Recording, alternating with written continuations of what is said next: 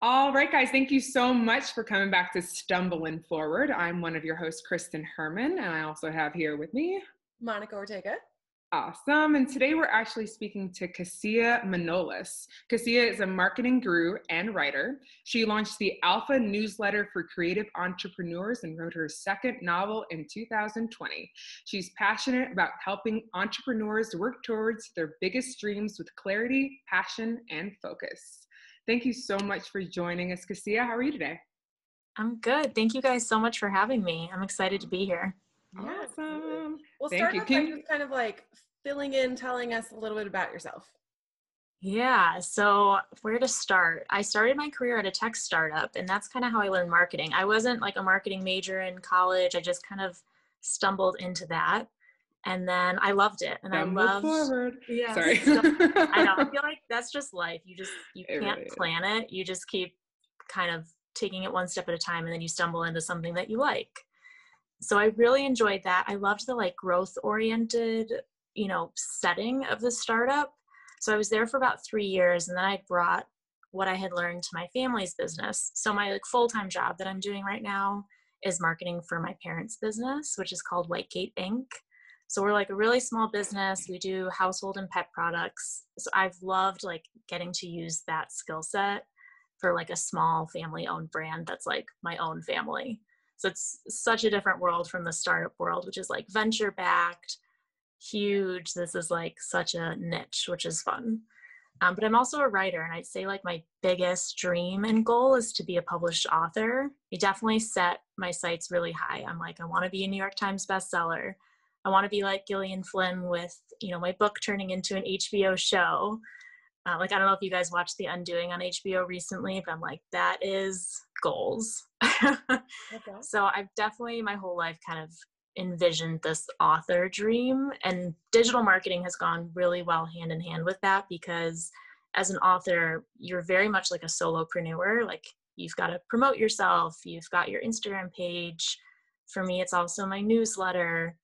So I really feel like I'm sure the audience as solopreneur or creative entrepreneurs can identify with like, you have to learn a little bit of that marketing edge, and how can you kind of get your message out there. So that's kind of what led me to what I'm working on now, which is writing my second book. I just recently started pitching it to agents.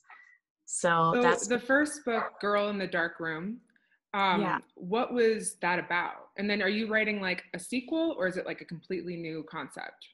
Yeah, so my first book was actually called MT. That was like the book that I wrote right out of college. I now kind of refer to it as my practice book, because I was like, I've never done this before.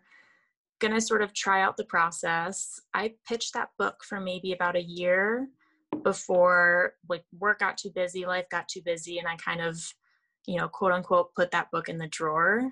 And then in 2020, I was like, I want to keep going with my book passion. And I didn't feel that that first book was it for me. You kind of have to have this vision of like, what book is going to help me get there. And so that's when I wrote Girl in the Dark Room. So to answer your question, that book is about a girl who's locked in a dark room with a masked man.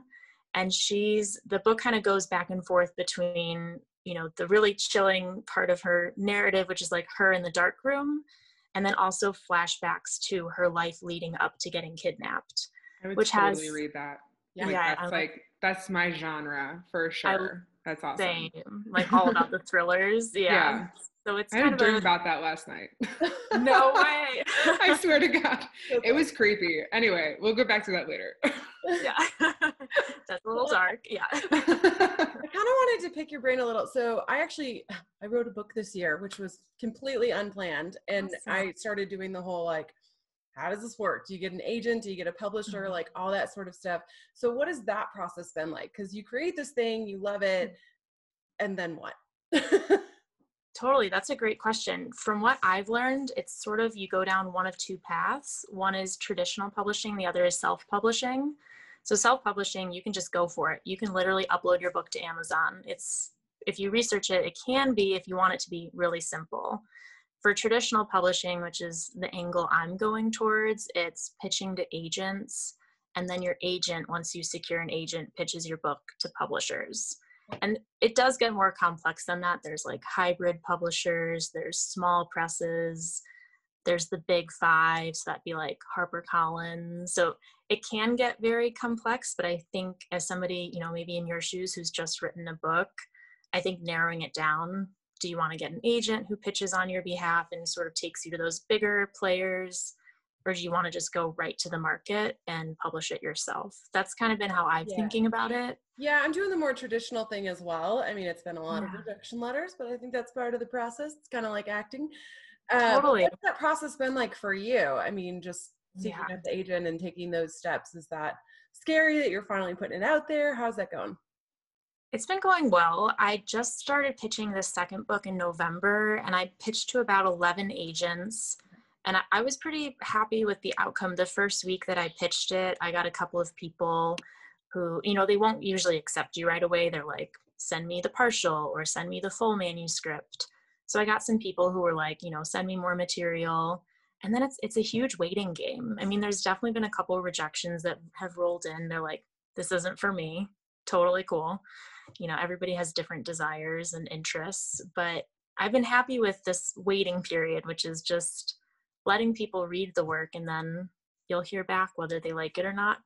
Do they ever give you notes, like saying like, if you tweak this, like we might be interested and send it again, or if you do this like differently, or is it, you know, too similar to something we've already had, or is it stuff like that? Yeah, they say like a positive rejection is when you get some sort of feedback. You know, it's not the cookie cutter template of, you know, thanks but no thanks. It's if an agent takes the time to give you some feedback, that's gold. And then to your point, sometimes they'll do an R&R, which is like a read and revise. So they'll say like, even if they don't take it, they'll do that. Wow. Yeah, or if they're interested in it, but they're like, I don't want to sign you as a client yet, but you know, if you fix these 3 things in the book and bring it back to me, I'll like reconsider. So what is the biggest difference that you've noticed between like being a solopreneur and pitching the book as opposed to the digital marketing side for somebody else's business? I'd say the biggest difference is as a solopreneur, I'm wearing all hats and I drive the ship. You know, when I'm working for any business, whether it's a tech startup, a family business, you know, I'm not the only one directing the ship. So for example, with my parents' business, it's constant, you know, strategy meetings. Which initiative do we want to put effort into? And it's very collaborative. It's so different as a solopreneur to all of a sudden be like, there's no one to collaborate with. And you know, you just kind of have to meditate on every decision, you know, what's next? Or, you know, should I follow this ping of something that I want to do? Is that going to work out for me? It's a lot of like, you're in your own head a lot and you have to like manage your mindset so much more. Awesome. So what is next for you in the entrepreneur like side besides like, I mean, I know you have like the writing and, you know, you have your own, like, is it the blog posts that you do?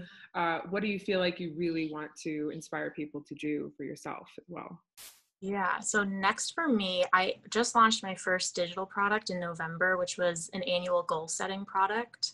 So you can download it from my site if you want to set annual goals. It's basically like Excel worksheets and Word docs of like step-by-step how I set my goals. Because I really view goal setting as like a process.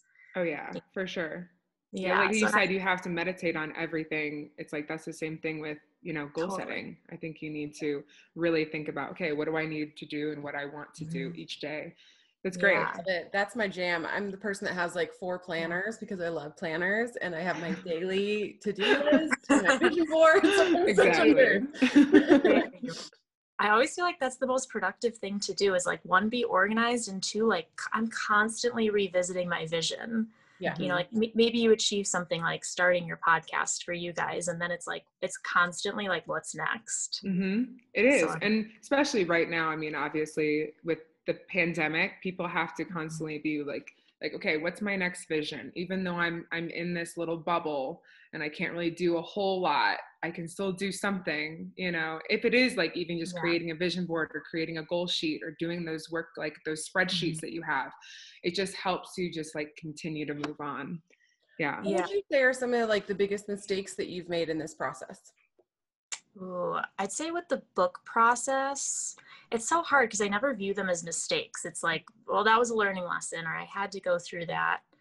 I mean, I wrote my entire first book just unoutlined. So I would say one is like, definitely if you're going to write a book, whether it's fiction or nonfiction, research different outlining methods. I think I was kind of thinking like, oh no, I'm just going to write to write. And I never even researched, like, there are different, outline styles and methods. I just thought, no, outlining's not for me.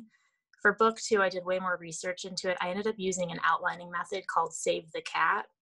And I really enjoyed it. It helped me, like, especially for fiction, like outline scenes, and it just made it a little bit cleaner, That's also big for screenwriting. That's a screenwriting book. Okay. So, and do you feel like that's a really good process to kind of like work backwards into screenwriting as well as fiction, like the novel? And then do you like that was helpful? Because I know that book. Totally. Yeah, I definitely used it.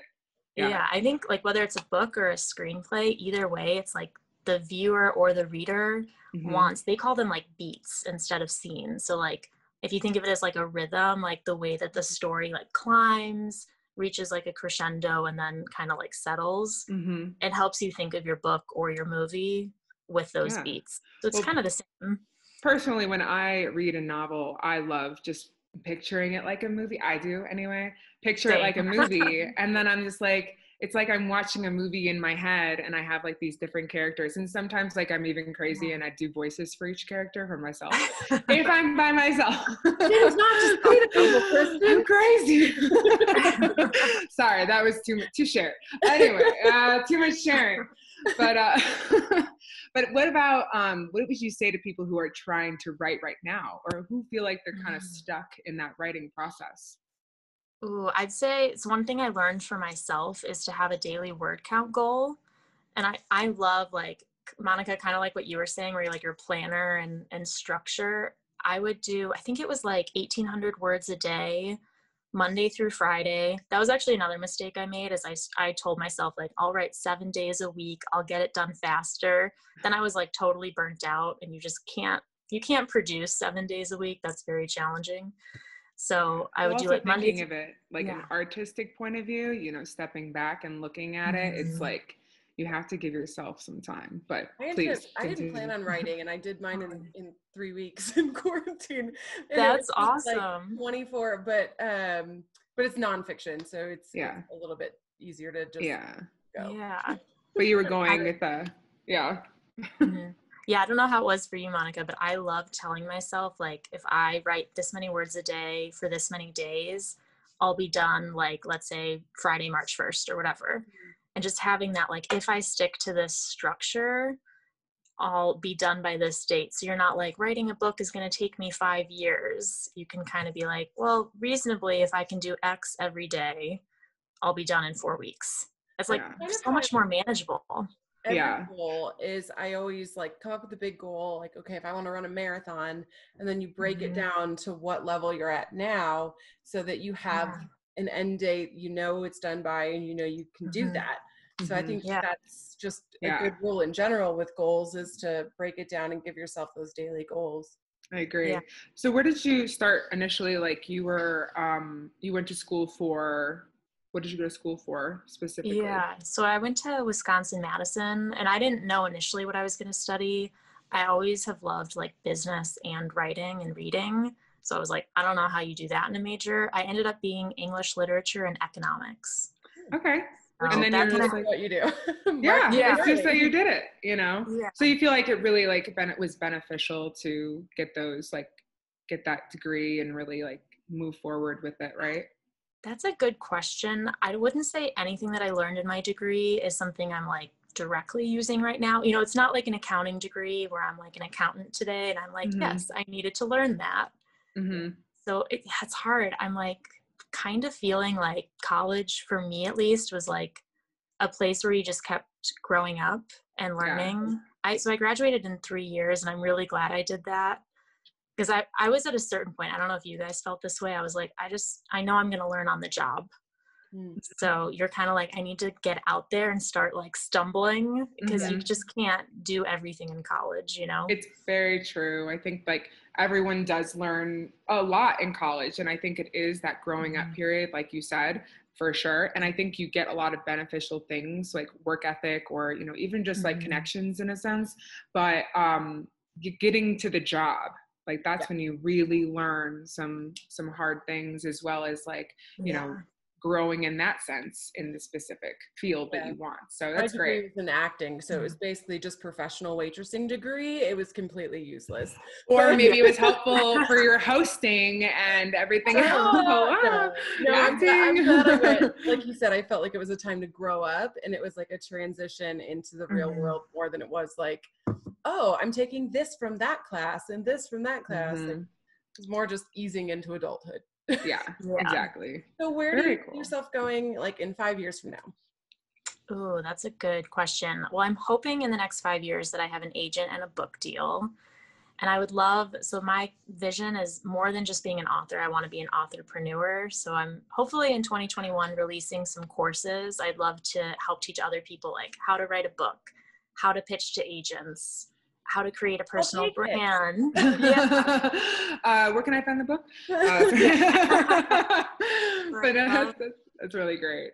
Yeah, I'd love to like just keep mixing this passion for business and writing. You know, I'd love to keep writing thrillers and serve readers, and also serve other people who are like us, who are goal setting and want help like navigating this path. Yeah.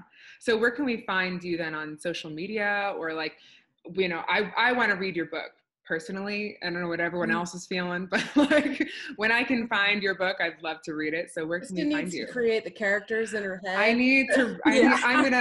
I'm gonna do one of the, what is the audiobook? I'll do your audiobook and I'll be your voice. Gonna say that.